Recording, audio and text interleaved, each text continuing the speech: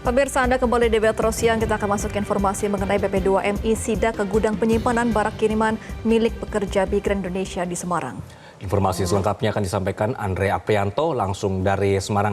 Selamat siang Andre, apakah barang-barang pekerja migran ini sudah bisa dikembalikan kepada pemiliknya? Baik, selamat siang Anggi dan juga Gemma.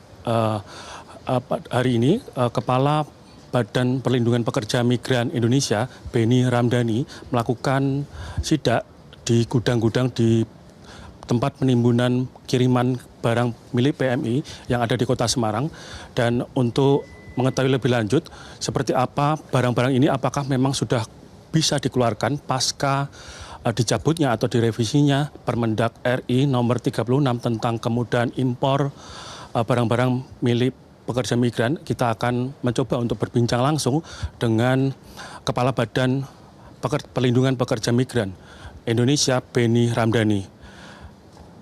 Selamat siang Pak Beni. Selamat siang Mas. Apakah memang hari ini sidaknya maksimal dengan ditunjukkannya barang-barang yang memang belum keluar pasca Permendag yang direvisi? Ya, yang pasti saya kaget ya. Sekaligus tentu ini memantik kemarahan, emosional, sakit hati ya. Kenapa? Karena sejak Permendag 36 2023 yang diprotes oleh masyarakat, pekerja migran, yang dianggap kebijakan tidak berpihak pada pekerja migran, bahkan membatasi barang kiriman, pemerintah kan langsung mengambil keputusan untuk merevisi. Lahirlah Permendag nomor 7 tahun 2024 tentang ya kebijakan dan barang impor. Nah, kita menganggap masalah ini selesai karena tidak ada lagi pembatasan, tidak ada lagi larangan PMI, anak-anak bangsa mengirim barang.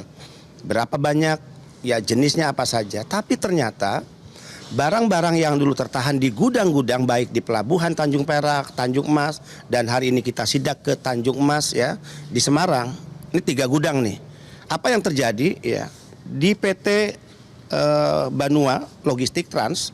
Tadi kita temukan ada 4.620 dos barang yang masih tertahan. Kemudian di PT Trans Marin Anugrah masih ada 5.671 dos yang tertahan. Dan kita lihat ya, begitu banyak di sini dari 31.376 barang yang sudah keluar, 15.619 dan masih tertahan 15.757. Artinya apa? Kebijakan merevisi Permendag nomor 36 2003 ke Permendag nomor 7 2004 itu tidak dibarengi dengan kebijakan lapangan untuk segera mengeluarkan barang-barang. Apa yang harus dilakukan? Sebetulnya ini hanya masalah kearifan negara, pemerintah untuk benar-benar ya melakukan apa yang diinginkan oleh rakyat, diinginkan oleh pekerja migran Indonesia. Saya selalu katakan, negara ini berdiri untuk membahagiakan rakyatnya. Negara ini lahir, didirikan oleh para panding padat untuk mensejahterakan rakyatnya, bukan untuk mempersulit. Apalagi tindakan-tindakan dolim yang PMI mengirim barang dari hasil keringat, jerih payah mereka, darah air mata mereka, hanya untuk dikirim ke keluarganya, pakaian bekas. Adapun yang baru ya, hanya untuk sebagai kiriman dan kado istimewa, makanan-makanan yang tadi kita lihat expired, busuk, tidak bisa lagi dinikmati oleh keluarganya. Yaitu segera keluarkan kebijakan di mana barang-barang yang tertahan ini karena kebijakan peraturan dulu yang keliru, peraturan dulu yang salah, ya segera dikeluarkan. Di mana X-ray Bea Cukai sudah mencatat hijau, berarti tidak ada barang-barang yang berbahaya, tidak ada barang-barang yang dilarang oleh undang-undang dan aturan barang impor kita, ya sudah keluarkan, ya kirim ke rumah-rumah tujuan dari para pekerja migran, kecuali barang yang dikategorikan berbahaya dan dilarang. Nah, kenapa itu harus dilakukan oleh negara? Karena apa? Tertahannya barang ini kan karena kekeliruan negara. Masa kekeliruan negara, masa kesalahan yang dilakukan oleh pemerintah di negara ini kemudian rakyat yang dikorbankan. Nah, kesalahan di lapangan adalah ketika kategori PMI resmi dan kategori PMI non-prosedural. Kalau PMI resmi kan gampang. Ini barang-barang siapa yang tertahan? PMI resmi, BP2MI sudah. Dari 47.000 ya data yang dikirim oleh Bea Cukai, kita sudah kirim kurang lebih ya 13.000. Kemudian masuk lagi, kita kirim lagi 1.000 lebih, jadi 14.000. Nah sekarang Sisa dari mereka PMI prosedural diyakini oleh BP2MI yaitu PMI non prosedural. Nah, untuk memastikan PMI non prosedural ya udah tidak perlu lagi dengan aturan-aturan yang berbelit-belit memperpanjang rantai birokrasi yang akhirnya mempersulit rakyat. Yaitu dengan cara selisih dari PMI prosedural berarti PMI non prosedural. Ya udah keluarkan dikirim. Ini apa yang terjadi? PMI non prosedural harus ya mengirimkan data melalui portal peduli, mengisi aplikasi. Ingat, tidak semua PMI kita punya waktu. Mereka ini orang-orang pekerja di lapangan. Tidak semua PMI kita paham tentang aplikasi dan teknologi. Belum juga jika sistem tidak siap. Banyak laporan bagaimana mereka melapor tapi sistem layanan tidak siap.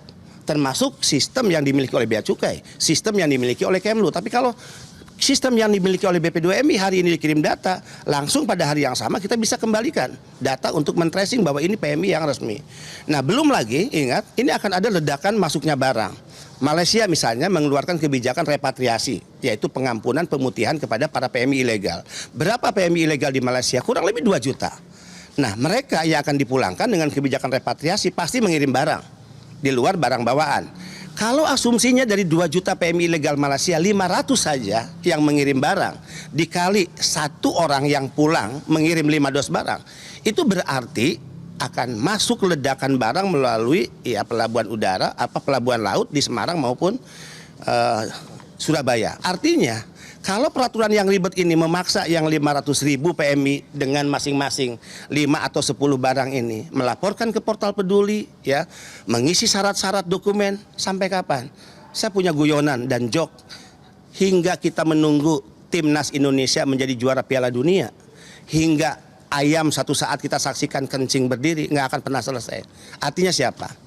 Yang dikorbankan adalah rakyat. Dan ini tidak fair lah. Saya juga terima pengaduan misalnya.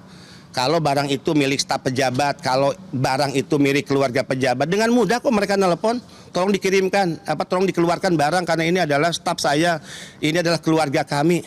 Yang rakyat rindu adalah hari ini ada pejabat yang menelepon ke Bea Cukai, misalnya, tolong keluarkan barang-barang milik rakyat saya, itu yang paling keren. Bukan milik keluarga saya, milik staf saya. Kan ada institusi juga yang nelepon ke sini ya, atas nama barang-barang yang tertahan. Artinya, harus ada goodwill ya dari para penyelenggara negara, pejabat pemerintah di Republik ini bahwa keselamatan warga negara atas barang-barang yang tertahan itu adalah utama menurut saya. Dan ini tidak mudah, tidak sulit kok. Ini hanya tinggal kearifan ya, jiwa dan pikiran, sehingga kenapa tadi ya saya yang dilarang untuk emosi kembali emosi, saya yang dilarang untuk marah, saya yang dilarang harus sedih, ya saya sedih, saya nangis. Siapa yang tidak ya terpicu hati nuraninya melihat barang-barang PMI yang sudah 5 bulan, 6 bulan tertahan dan sampai hari tidak pernah diterima oleh keluarganya. Iya, ya untuk kebutuhan lebaran makanan tidak bisa dikonsumsi, bahkan hancur tadi ya, expire-nya tanggal, bulan, tahun 2023 rata-rata ya. Nah ini kan artinya dolim dan jahat kita dalam bernegara jika kita membiarkan kondisi ini terus berlarut-larut dan tidak ada keputusan dan langkah yang sifatnya diskretif yang dilakukan oleh negara. Usulan BP2MI sederhana. Barang yang tercatat sebagai PMI yang datanya bersumber berbasis BP2MI sudah pasti keluar. Barang yang tidak tercatat berarti yakini saja bahwa itu barang PMI unprocedural. Keluarkan sepanjang tidak dalam kategori barang yang berbahaya, barang yang dilarang oleh undang-undang. Itu saja sebetulnya ya. Terakhir Pak Beni, nanti jika 2 atau 3 bulan lagi memang belum keluar, upaya apa Pak? Apakah akan menemui presiden kembali atau bagaimana ya, Pak? Saya yakin sebetulnya ya pemimpin di Republik ini kan pasti sudah tahu lah, ada masalah yang sangat serius. Sehingga ya saya minta sebetulnya ya Pak Menteri Perdagangan, yuk datang lihat langsung deh gudang-gudang penampungan ini. Ibu Menteri Keuangan yang saya sangat salut ya kepada beliau karena beliau adalah orang yang memiliki kepedulian, datang langsung aja ke lapangan agar apa yang disampaikan oleh Kepala BP2 itu bukan hoax, bukan fitnah. Saksikan sendiri, minta datanya kepada para PJT. Ingat ya, ini efek dominonya dahsyat. Yang dirugikan ternyata bukan PMI. PMI dirugikan karena barang yang dia kirim dengan waktu yang sangat lama tidak sampai kepada keluarganya. Makanan-makanan hancur tidak bisa dikonsumsi oleh keluarganya. Barang-barang kado istimewa untuk hadiah ulang tahun tidak bisa dinikmati di hari istimewa keluarganya. 1. Dan ancaman barang-barang itu rusak. Tadi saya melihat pakaian-pakaian yang tadi sudah lapuk ya kainnya, dan saya yakin satu kali dicuci itu hancur. Bayangkan dibeli dari darah, keringat, air mata para pekerja migran dari uang mereka. Nah, efek domino lain PJT. PJT ini harus menambah pekerja, Mas. Artinya dia keluar biaya, menambah biaya sewa gudang, keluar biaya. Bea cukai jadi korban juga, menambah aparat petugas untuk memeriksa barang ya, dan sopir-sopir yang harusnya membawa truk mendistribusi barang ke alamat-alamat tidak bekerja berbulan-bulan, mereka tidak bisa mendapatkan penghasilan untuk keluarganya sehari-hari. Ini menyedihkan. Terima kasih Pak Beni atas waktunya. Terima kasih.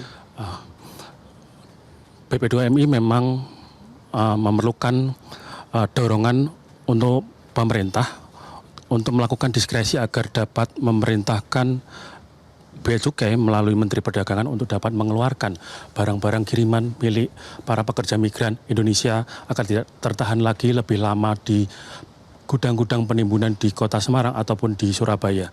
Untuk sementara informasi dari Pelabuhan Tanjung Mas, Kota Semarang, kembali ke studio Anggi. Andre Aprianto melaporkan dari Semarang, Jawa Tengah. Terima kasih.